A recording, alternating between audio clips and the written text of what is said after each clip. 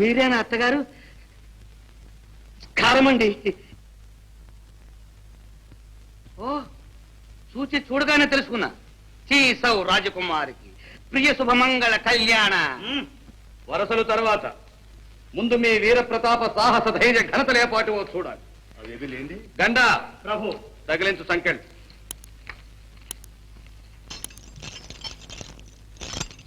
అయ్యో అన్నా, కాదు కాదు, మహామంత్రి నాకు సంఖ్యలు వేశారు. చంపుతారా? చెరలో వేస్తారా? ఉరి తీస్తారా? భయపడకు రా కుమార్, అలాగేమీ జరగదు. నాకు కాబోయే అల్లుడు నా అంతటి బలశాలి కావాలి. అది పరీక్షించే పద్ధతే. ముందు ఆ సంఖ్యలను తెంపండి, తర్వాత పెళ్లి చూపులు. అదేమిటండి, పెళ్లి చూపులకు వస్తే వారికి చేసే మర్యాద ఇదే. విచారించు కామి, అలాగేమీ జరగదు. ముందు వారు నా సంఖ్యలను తెంపని, తర్వాత నాకు జరిగిన మర్యాదను కూడా జరిపిస్తాను వారికి. అంతే కదమ్మాయి? అంతేనా? ఎప్పుడు మీ మాటే నా మాట. విన్నావా రాకుమార్? తండ్రికి తగ్గ కూతురు, అలాగే మామకు తగ్గ అల్లుడు కావాలి నాకు. తెంచుకోండి సంఖ్యలు. అలాగే మహారాజా, మీరు మహావీరుడు, మీతో తూగాలిగా. మీరు చెప్పినట్టే చేస్తాను. కాస్త గడువు పెంచండి. గడువా? అలాగే ఇచ్చాం.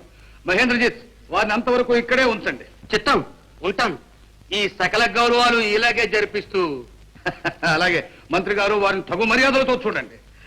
మీ రా అమ్మా.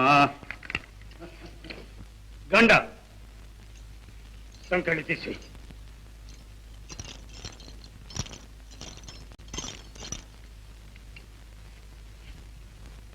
నాకేం చేయాలో తోచలే. తెలివైన వాడి వేరా గడువు అడిగావు. నీ తమ్ముణ్ణిగా అన్నా. ఆ మాట అనొద్దన్నానా? అవును మహామంత్రి.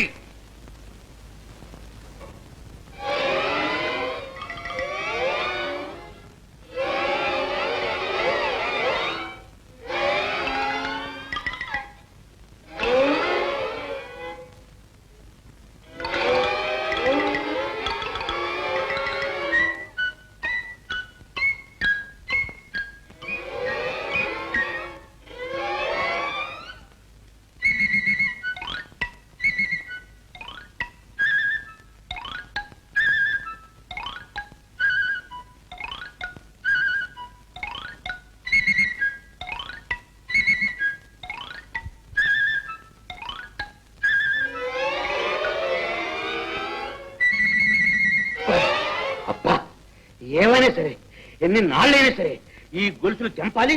పురే పురే అనిపించుకోవాలి. అబ్బో తినుగు.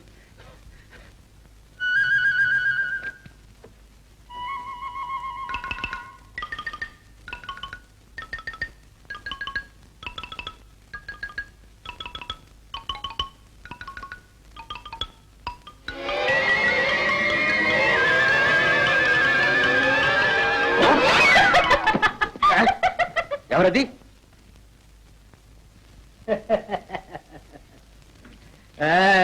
నవ్వుతూనే కనుగొడుతున్నావే. చిన్నది సైగ చేసిన కన్నుకు ధన్యవాదములు. కన్ను హుషారుగా ఉన్నది పూలవాళ్యడ. ఏమిటండి వర్ణన? నీ వంటి కన్యామణులు కనిపిస్తే కౌలు ఇంతేగా మరి. అంతేనా అండి? అంతే. అది సరే, నీవిలా వచ్చేందుకు? అన్నట్టు మర్చాను, మహారాణి గారు మీకు ప్రసాదం పంపించారు. ప్రసాదం? ఓ చూసావా మన ప్రభావం. ప్రసాద కార్యదర్శిని కాగానే ప్రసాదం వచ్చేసింది. మహారాణి గారు పంపించారా అంటే ఆశీర్వదించారన్నమాట. అయితే యువరాణి కూడా. అరే అదేమిటి, యువరాణి పేరు ఎత్తితేనే అసూయపడుతున్నావు? నీ ఒంటికి పడదా ఏమిటి?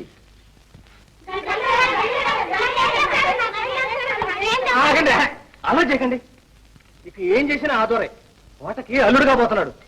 వెళ్ళండి. ఉండండి ఉండండి, బిలబలాక్షులు గరగరలు తలించి ఏం కావాలో కోరుకోండి. నాకు బంగారపు గాజులు కావాలి. నాకు దండగడాలు కావాలండి.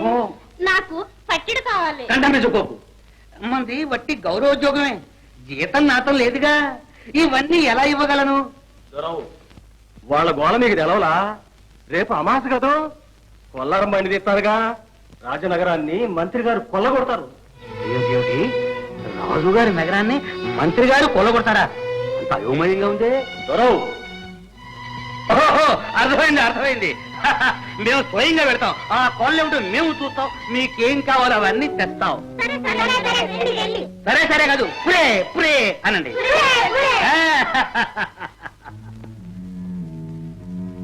మన శ్రీపుర నాయకుడు ఎక్కడున్నాడు? ఇన్నాళ్ళ నుంచి కోటలోనే ఉన్నాడా? నాయనా, మీ మాటల్ని బట్టి చూస్తే నాకు అనుమానంగా ఉంది. మీ నాయకుణ్ణి ఆ మహేంద్రజిత్తు పొట్టన పెట్టుకుని ఉంటాడు, లేదా తన పక్షం చేరమని బలవంత పెడుతూనన్నా ఉంటాడు. బలదేవా, అయితే నేనే స్వయంగా వెళ్ళి ఆ నిశ్చింపుణ్ణి కలుసుకుంటాను. అదెట్టా నాయనా? ఇక్కడ సంగతి నీకు అసలు తెలియనట్టుందే. లేనిపోని నేరాలు కల్పించి ఉరి శిక్షలు వేయించడానికి మంత్రి గారు తీసుకెళ్తే తప్ప రాజదర్శనం ఎవ్వరికీ దొరకదు ఇక్కడ. బలదేవా, ఆ మంత్రి ఎవడో మంచి ఘటికుడే.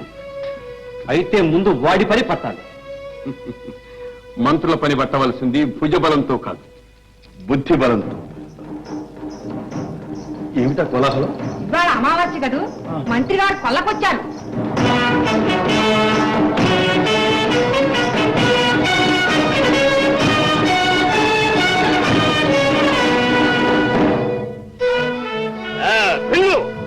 బండి ఇక్కడే ఉంటుంది. పౌరులందరూ వచ్చి ఇంటికొక్కడి చొప్పున తిప్పల్లో నగా నట్టు ఆవేశపోవాలి. ఇన్నారుగా జనం బుద్ధిగా వచ్చి కట్టాలు చెల్లించుకోవాలి, లేకపోతే కొరడా దెబ్బలే.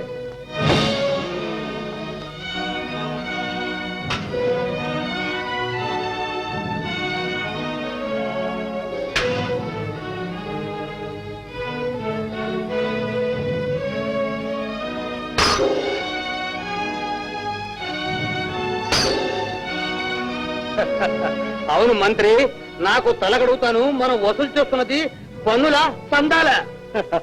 లంకరాజు కుమారులు గ్రహించలే, మన రాజ్యంలో మేలైనవి విలువైనవన్నీ మన సొత్తు. ఓహో, అంటే మన సొమ్ము మనం పుచ్చుకుంటున్నాం అన్నమాట. కానివ్వండి కానివ్వండి. వీడికి ఏమి చెల్లించలేదంటున్నారు కదా, వాళ్ళకు తగిలేదాకా అట్టాగే అంటారు. అసలు అసలు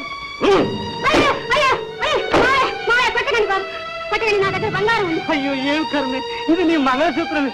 అయితే పసుపు తాడు కట్టుకుంటుందిలే.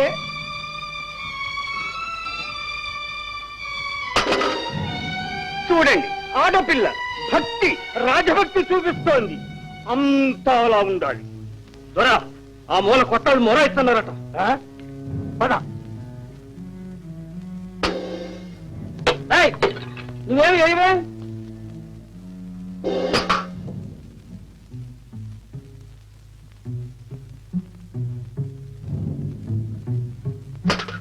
పరమానంద విశాల ముఖారం ఎంతో వేస్తున్నావు. బంగారమేనా? ఏమిటా మాట? మీ కోపం చూస్తే బంగారమే వేసినట్టుంది.